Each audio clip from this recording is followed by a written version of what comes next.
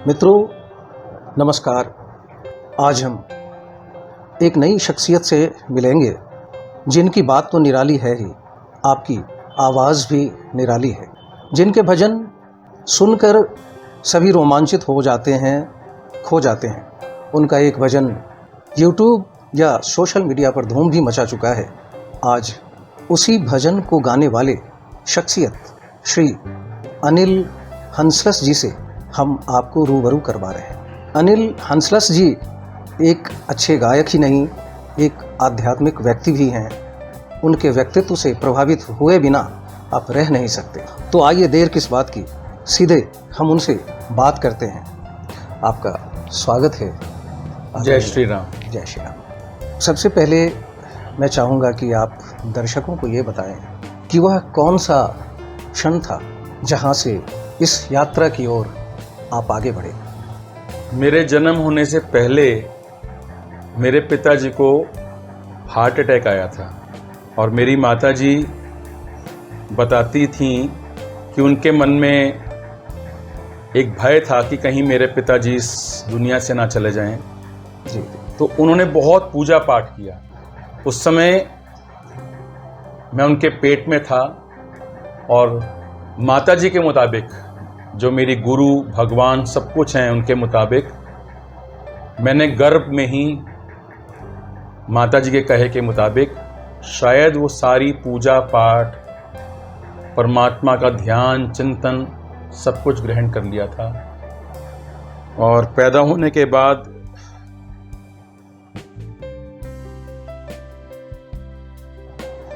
जब कोई बच्चा माँ बाप के साथ बाज़ार जाता है तो वो ज़िद करता है, मुझे ये ले दो, मुझे बैट ले दो, बॉल ले दो, ये कपड़े ले दो। तो माताजी के मुताबिक जब मैं 4 या 5 साल का था तो मैं उनको कहता था, मुझे भगवान कृष्ण की फ़ोटो ले दो, मंजीरे ले दो, चिमटा ले दो, चंदन की छोटी सी लकड़ी और चकला ले दो तिलक करने के लिए। तो बचपन से मुझे जो था वो भजन कीर्तन, शायद वो मेरी पिछली यात्रा रही होगी जिसको मैं पूरी कर रहा हूँ, अब कंटिन्यू कर रहा हूँ। तो वो बचपन से ही, जहाँ तक मेरी होश जाती है, तब से मुझे भजन कीर्तन जैसे एक बच्चा तोतली भाषा में गाता है वो रहा। जी। तो मैं बस यही कह सकता हूँ कि मेरी जर्नी वहीं से आरंभ हुई है। जी जी। शुरुआती शिक्षा और उससे जुड़ा हुआ कार्यक्रम कहाँ हुआ? स्कूल की शिक्षा मैं Ramjas senior secondary school number 5 से पढ़ा हुआ हूँ और हंसराज कॉलेज से मैथमेटिक्स ऑनर्स की डिग्री ली हुई है, मैंने ग्रेजुएशन की हुई है।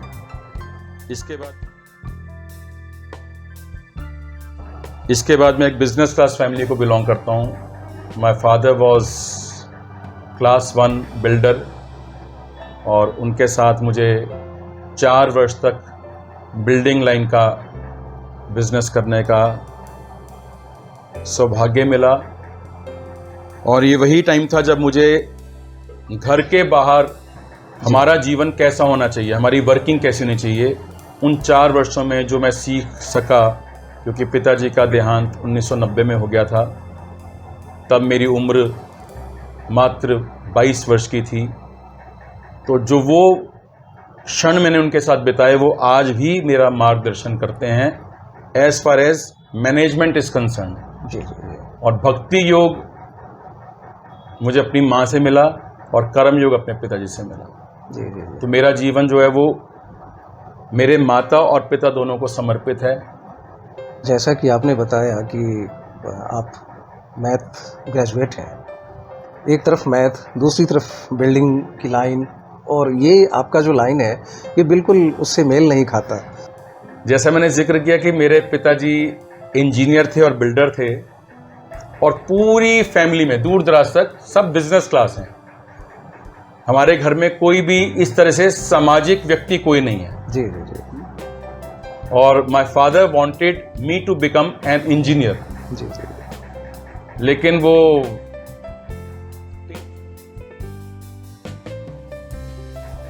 टेस्ट उधर का था। जी।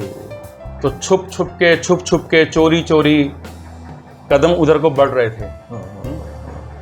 सो वो जो कदम बढ़ रहे थे, शायद उनके अंदर कुछ ऑनेस्टी रही होगी, चोरी चोरी करने में भी कुछ ऑनेस्टी रही होगी, जी, जो वो कदम लड़खड़ाए नहीं, पकड़ मजबूत होती चली गई। और इसका श्रेय मैं उन सब दिव्य विभूतियों को देता हूँ जिन जिन के संपर्क में मैं आया, उनसे बहुत कुछ सीखने को मिला। जी इतना कुछ सीखने को मिला कि आंखों में आंसू लेकर उन सबको प्रणाम करता हूँ। जी वो वक्त को याद करता हूँ, कितने अच्छे वक्त थे वो, जब उनके पास बैठ बैठ कर सिर्फ, और एक नहीं है, शायद सैकड़ों होंगे ऐसे दिव्य विभूतियाँ जिनके संपर्क में मैं रहा और उनसे बहुत प्रभावित हुआ। और मेरा ये जो भूख थी अध्यात्म की, वो बढ़ती चली गई, और इतनी बढ़ती चली गई कि 1992 में मैंने एक छोटी सी संस्था फॉर्म कर दी। जो जहाँ जहाँ जिस जिस पड़ाव पर, जिस जिस घाट पर जो कुछ सीखने को मिला,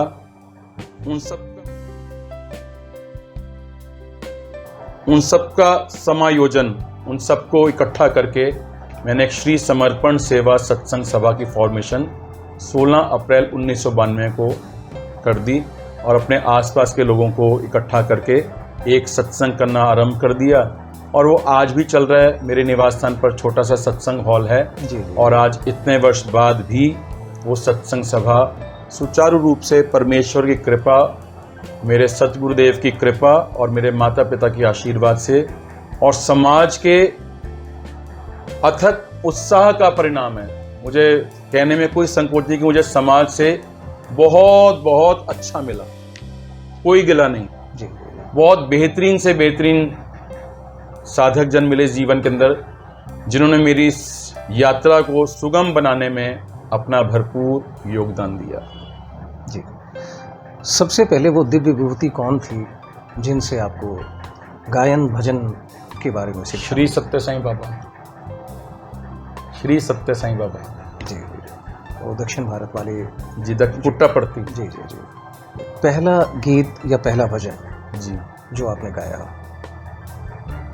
ये तो मुझे भी नहीं याद थी, क्योंकि मैं को 4-5 साल की उम्र में भजन गाना शुरू कर दिया था। जी, तो अब जो याद हो वो उसमें से बताएं।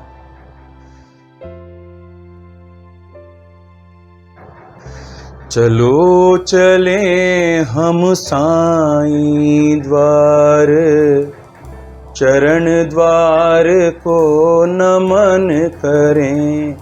नमो नमो सत्य साईं, नमो नमो नमो सत्य साईं, नमो नमो नमो सत्य साईं, नमो।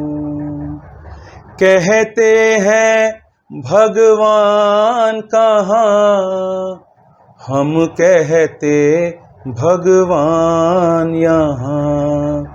राम यहाँ, कृष्ण यहाँ, रामायण गीता है यहाँ। सत्य साईं की गाथा है यहाँ। चलो इन्हें हम नमन करें, चलो इन्हें हम नमन करें।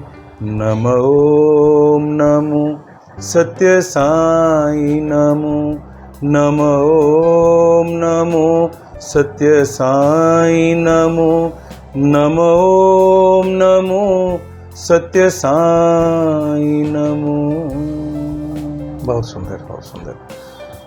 और सबसे पहला भजन या गीत जो आपने स्टेज पे परफॉर्म किया? सैकड़ों भजन है, उसमें से मैं आपको ये नहीं कह सकता कौन सा भजन किया, पर ये भजन मैं बहुत गाया करता था। हे दीना बंधु करुणा सिंधु, पार करो मोरी नैया। गहरी नदिया नाव पुरानी, तुम ही बनो अब खिवैया। हे दीना बंधु करुणा सिंधु, पार करो मोरी नैया। बहुत सुंदर।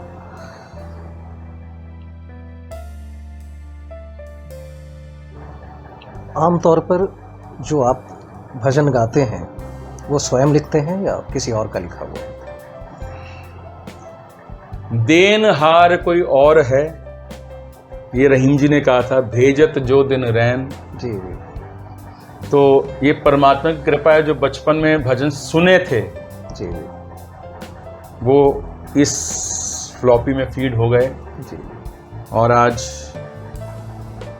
तो YouTube का ज़माना आ गया है, बहुत मैटर अवेलेबल है। लेकिन हाँ, मैं ये ज़रूर कहूँगा कि मेरी खोज रही थी, कुछ लिखा, कुछ मिला, कुछ सुना, ये उन सब का संगम है। जी। आदर्श के रूप में आप किन्हें मानते हैं? मेरे पिताजी। जी। उनका सबसे, अगर मैं कहूँ बहुत सारे गुण होते हैं, कोई एक गुण जो आप बता सकें जो सबसे ज़्यादा आपको? ऑनेस्टी। उनकी ईमानदारी।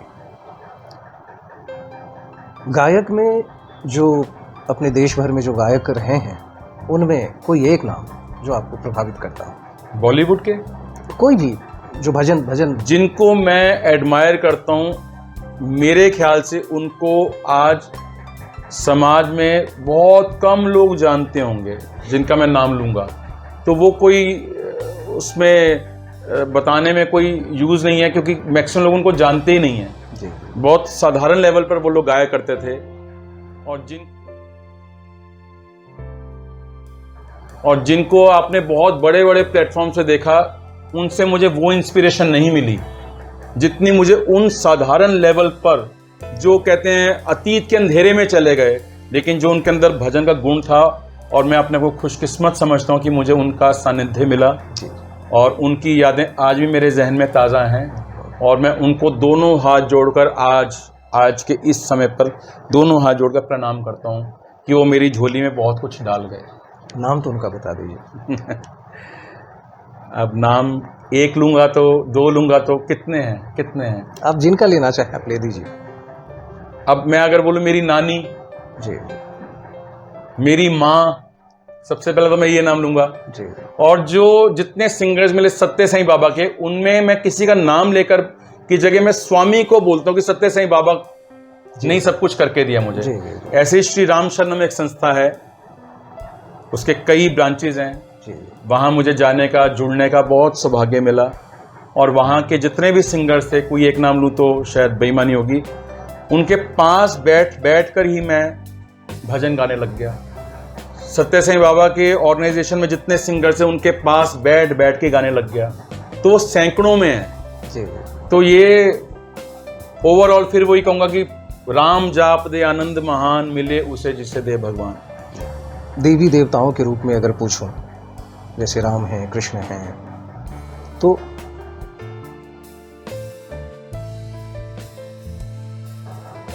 इनमें से इष्ट कौन? हाँ, आपको सबसे ज्यादा किनका? ये सवाल भी मेरे लिए बहुत मुश्किल है। मैं आज तक राम जी और कृष्ण जी में फर्क नहीं कर पाया। अगर मैं मूर्ख हूं तो मैं मूर्ख हूं, लेट मी बी ए मूर्ख। शेरावाली माता की बात करोगे तो मैं कंपैरिजन नहीं कर सकता कि मेरे को वहां ज्यादा। और आप वैसे भी देखिए ना, अभी श्रावण मास चल रहा है, अभी तो अधिक मास हो गया। जी जी। शिव। अब शिव जी का, आपको स्वाभाविक आपको शिव जी का ध्यान आएगा, आपका मन में बिल्कुल वैराग्य आएगा। ये मौसम कह लो, ये वक्त कह लो, कांवड़ वाले आ रहे हैं, अमरनाथ यात्रा हो रही है। अभी कुछ दिन के बाद जन्माष्टमी आने वाली है। फिर कृष्णा कृष्णा कृष्णा कृष्णा कृष्णा कृष्णा, मन तो मेरा हर लिया गोविंद माधव श्याम ने, कृष्णा कृष्णा मैं पुकारूं तेरे दर के सामने। फिर कृष्णा कृष्णा होगा, मंदिर में होगा। फिर कृष्ण जी लगे, बस कृष्ण जी हैं। फिर गणपति जी आ जाएंगे, फिर माता आ जाएंगे, फिर माता आ जाएगी, फिर लक्ष्मी जी गणेश जी आएंगे, फिर अन्नकूट आएगा, फिर गुरु नानक बर्थडे आएगा। आप कहाँ? उच्चादर बाबे नानक दा, मैं सोबा सुन के आया उच्चादर बाबे, तो वहां मैं रो पड़ता हूँ इस बात के ऊपर, कई बार आंसू आ जाते हैं। उच्चादर बाबे नानक, ये भावना है। सो उसको मेरे केस में, मैं अपने केस में बोल रहा हूँ कि मैं आज तक डिस्टिंग्विश नहीं कर पाया कि किधर को ज्यादा। मुझे उम्मीद है भगवान मुझे माफ कर देंगे इसके लिए कि मैंने एक इष्ट नहीं चुना। नहीं, आपने बहुत अच्छा, जो आपने महसूस किया वही आपने बताया। अपने अलावा जी किसी और का कोई भजन जो आपको प्रेरित करता हो? बहुत।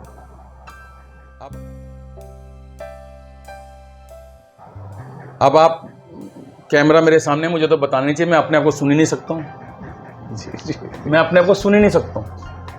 मुझे भजन हमेशा सामने वाले का अच्छा लगता है जी जी और उसको मैं अपने जहन में बिठाता हूँ और जो उनका अच्छा होता है कोशिश करता हूँ कि वो फील मैं भी ला सकूँ। आई एम ए लर्नर, मैं अभी भी लर्निंग प्रोसेस में अपने को मानता हूँ। भजन गाने की कोशिश करता हूँ, गा नहीं रहा हूँ, कोशिश कर रहा हूँ। बहुत कमी है, बहुत अधूरापन है अभी। और अध्यात्म और भजन, कई भजन गायक हैं, वो भजन गाते हैं, परफॉर्म करते हैं और भूल जाते हैं, रिकॉर्ड करते हैं फिर भूल जाते हैं, फिर उनकी आगे की यात्रा शुरू हो जाती है। लेकिन आपको जितना मैं समझ पाया, मुझे लगा कि एक गायक से ज़्यादा आपके भीतर एक आध्यात्मिक व्यक्ति ज़्यादा है। तो ये कॉम्बिनेशन बहुत कम मिलता है, थोड़ा बहुत तो सब में होता है, लेकिन एक अच्छे लेवल पे ये कम देखने को मिलता है। तो इसका कारण वही माता जी हैं। सिर्फ और सिर्फ माता जी, जी, सिर्फ और सिर्फ माता जी। या जीवन में कोई घटनाएं आपने देखी हों जिसके माता जी का पूरा जीवन संयमित जीवन, संयमित जीवन। हमने कभी उनका जूठा नहीं खाया। आज मैं घरों में देखता हूँ केक काटते हैं, एक ही चम्मच, सब लोग जूठा खा रहे हैं। जी हमारे घर में जूठा खाना पाप, जी जूठन फेंकना पाप।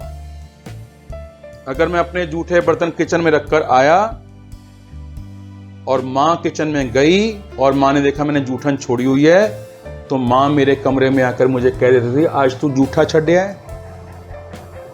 50 साल का बेटा हो गया, उसको दुनिया जानती है, पर माँ कहती तूने जूठा छोड़ा। पहली बात ये। उसके बाद जिसको हम अध्यात्म कहते हैं, वो सुनने में बड़ा कठिन लगता है, बहुत कठिन है, लेकिन इतना कठिन नहीं है अध्यात्म। पोथी पढ़ पढ़ जग मुआ, पंडित भया ना कोय, ढाई आखर प्रेम का पढ़े सो पंडित होए। तो माँ के जीवन से मैंने सीखा कि अध्यात्म क्या, अध्यात्म का मतलब क्या, अध्यात्म के मायने क्या है। अध्यात्म का मतलब सिर्फ जो पढ़ रहे हैं वो सम्मान के पात्र हैं, वंदनीय हैं। अध्यात्म का मतलब सिर्फ वेदों की शिक्षा नहीं है, पुराणों का अध्ययन नहीं है, तीर्थ यात्राएं नहीं है।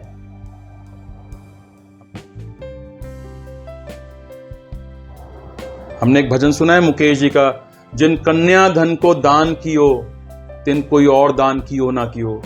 जिन माता पिता की सेवा की, तिन तीर्थ स्थान कियो ना कियो। तो ये सब चीजें मैंने माँ से सीखी जीवन के अंदर। Contentment, contentment. आपका एक मशहूर भजन है, सतगुरु मैं तेरी पतंग। तो ये भजन जब आपके दिमाग में आया और आपने इसे गाने की कोशिश की, तो ये एक तो मैं ये पहले जानना चाहूँगा कि ये आपने स्वयं लिखा या किसी और से लिखवाया आपने? इसके अंदर मुझे लिखने की जो प्रेरणा मिली, जी जी, वो मेरे सतगुरु देव से मिली। जी इसका एक अंतरा मैं बचपन से गुनगुनाया करता था, जी, और उसके बाद मैंने अभी हाल ही में 3 अंतरे और लिखे हैं, जिसको मैं बहुत जल्दी रिलीज करने वाला हूँ। हर किसी के जीवन में परमात्मा, ऐसा सुना था, एक मौका देते हैं उसकी यात्रा को आगे बढ़ाने के लिए। तो हाँ, मैं कह सकता हूँ ये भजन और गुरु मेरी पूजा जो मैंने शब्द गाया है, ये 2 माइलस्टोन मेरी इस यात्रा में बने। जी जी, और अभी तक मैं बड़ी कोशिश करके भी इनसे और आगे वाले भजन नहीं ला सका। 300 भजन मेरे रिकॉर्ड हो चुके हैं, लेकिन अभी तक भी मैं, जो सतगुरु मैं तेरी पतंग का नशा है वो आज भी चल रहा है, जो पहले दिन था वो आज भी चल रहा है। जी जी, मैं चाहूँगा कुछ लाइन इसकी आप गुनगुना दें इसी भजन की। जी। बड़ी मुश्किल दे नाल मिलिया मैनू तेरा दवारा ए बाबा, तेरा दवारा ए। मैनू इको तेरा आसरा, नाले तेरा सहारा ए साइया, तेरा सहारा ए। हुन तेरे ही परोसे, हुन तेरे ही परोसे, हवा विच उड़दी जावांगी, हवा विच उड़दी जावांगी। बाबा डोर हथों छड्डी ना मैं कट्टी जावांगी, साइया डोर हथों छड्डी ना मैं कट्टी जावांगी। बहुत बढ़िया। इसके साथ ही एक जो आपका वो भी प्रसिद्धि भजन है, राम तुम बड़े दयालु। दयालु हो। तो ये इसके पहले का है या बाद का है?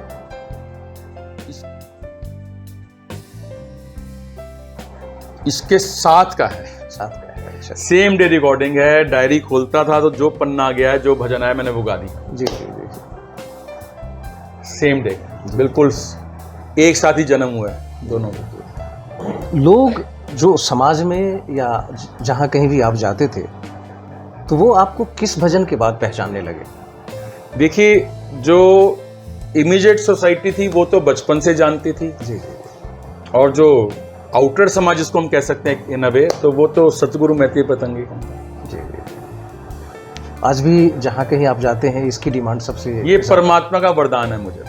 मैंने ये निष्कर्ष निकाला कि परमात्मा ने वरदान मेरी झोली में डाला, कृपा। कहते हैं ना, परमात्मा अपने रास्ते पर चलाने के लिए कुछ देता है आपको, कुछ तो देगा ना। जी जी जी। देना पड़ेगा। कि एक भजन समाज का हर तबका गा रहा है, कोई भी संप्रदाय के लोग हों, सब इसको दिल से पसंद करते हैं, और जैसे ही ये स्टार्ट होता है ये भजन, एक अलग ही किस्म का एक आनंद आने लगता है।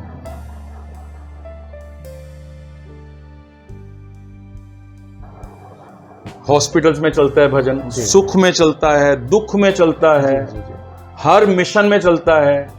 हिजड़े घर में किसी खुशी के अवसर जाते हैं, वो गाते हैं। जी जी। ये भी एक अचीवमेंट है, मैं तो इसको अचीवमेंट बोलता हूँ। मुझे टेलीफोन आया, हाँ मैं बसंती बोल रहा हूँ, ये भजन आपने गाया तो मैं आपको फोन करके बोल रहा हूँ कि मैं बसंती हूँ और मैं हिजड़ा हूँ, और मैं घर में जब नाचने जाता हूँ तो मैं आपका ये भजन गाता हूँ। जी जी। 5 साल का बच्चा भी गा रहा है, 3 साल का बच्चा भी गाने लग जाता है। जी।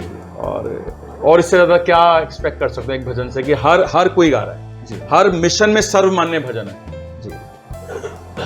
वैष्णो देवी में भी गाते हैं, बिहारी जी के भी गाते हैं, हर गुरु आश्रम में गाते हैं, जो जिसके गुरु हैं वो वहां गाते हैं भजन, हर जगह। ये एक आदर्श भजन है, गुरु के को समर्पित जो है। एक्चुअली इसमें मन के भाव आ गए, जहां मन के भाव जुड़ जाए ना जी, जो मैंने अपने जीवन में अनुभव किया, जिसमें आपके मन के भाव आ जाए। जी। जैसे कि अब ये भजन बहुत प्रसिद्ध है, विनोद जी ने भी गाया और बहुत लोगों ने गाया है। मेरा आपकी कृपा से सब काम हो रहा है। सरेंडर आ गया, सरेंडर भी कर दिया, मन का भाव, डायरेक्ट बात करो परमात्मा से। तेरा राम जी करेंगे बेड़ा पार। हरिओम शरण जी का भजन है, कितना सुंदर भजन है। उदासी मन काहे को करे, दरबार में मेरे सतगुरु के सदवचन सुनाए जाते हैं। ये गर्दिश के सताए लोग यहाँ सीने से लगाए जाते हैं। इसमें भाव आ गया, गुरुदेव चरण कमलों में मुझे आप लगाए रखना जी। ये सब में मन के भाव आ गए। जहाँ मन का भाव आ गया वहाँ इंसान और परमात्मा एक दूसरे से जुड़ गए जी। और अगर आपने किसी कहानी सुनी,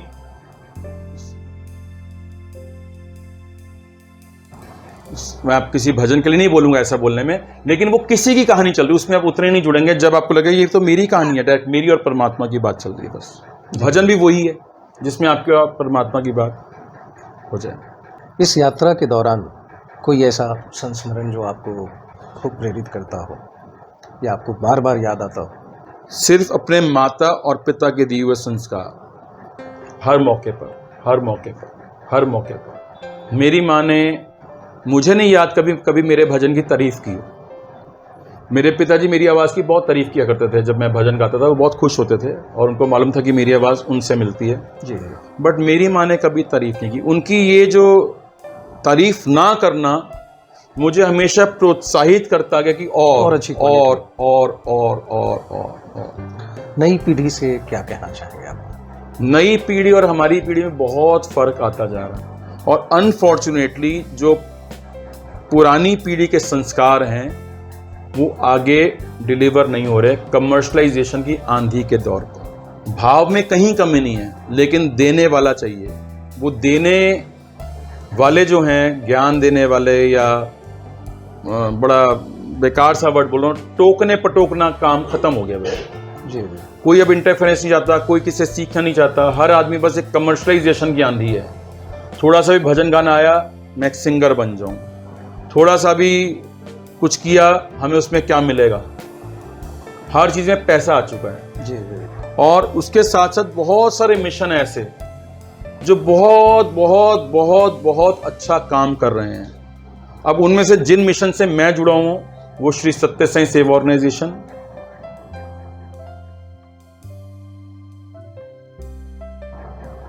जहां पर कोई अपना नाम तक नहीं देता है, ये भजन मैंने गाया। श्री राम शरणम निष्काम संस्था, मेरा जो भी ये वीडियो देख रहे हो उन सबसे कहूंगा, जहां कहीं जब कहीं हो, दिल्ली में लाजपत नगर मूलचंद हॉस्पिटल के सामने श्री राम शरणम है। कभी समय मिले एक बार जरूर जाइए और जाकर देखिए सत्संग किसे कहा जाता है, अनुशासन किसे कहा जाता है। कभी समय मिले श्री सत्य Sai Seva organisation, Sathya Sai international centre, Lodhi road, Shirdi Sai Baba मंदिर के सामने साईं सेंटर बोलते हैं, आप वहां जाइए। एवरी संडे वहां भजन होता है शाम को लगभग 5:30 से 6:30। जाकर देखिए भजन कीर्तन के नियम, भजन कीर्तन का प्रभाव, भजन कीर्तन की वाइब्रेशंस, सिस्टम किसे कहते हैं। देन यू विल रियलाइज कि भजन कीर्तन कैसा होना चाहिए। आज तो कभी कभी लगता है बस शोर शराबा बस हो अल्लाह किया बस ठीक है। जी जी, इंस्ट्रूमेंट एक बड़ा ट्रेंड चला हुआ जी पैपी भजन। पूछो पैपी भजन क्या, जिसमें ढोलक बहुत लाउड बजे, म्यूजिक बहुत लाउड बजे, सब लोग नाचें, वो भजन नहीं है। वो हम बहुत अच्छा टाइम बिता रहे हैं, हमें खुशी मना रहे हैं, but that can't be record as a bhajan. So ये फर्क आया है बस। जी। तो नई पीढ़ी से यही आग्रह है कि आप इन चीज़ों को आत्मसात करें, जो हमारी परंपरा है, जो हमारी विरासत है, उसको समझने की चेष्टा करें। और भजन एक बहुत बड़ा माध्यम है आत्मा को परमात्मा से जोड़ने का। तो जब आप इसको गहराई से सुनेंगे तभी आप इसको समझ पाएंगे। मित्रों, आज के लिए बस इतना ही। फिर किसी दिन किसी और विभूति के साथ बैठकर हम बात करेंगे और आप तक उनकी बात को पहुंचाएंगे। आज के लिए आज्ञा दीजिए। जय श्री राम। जय श्री राम।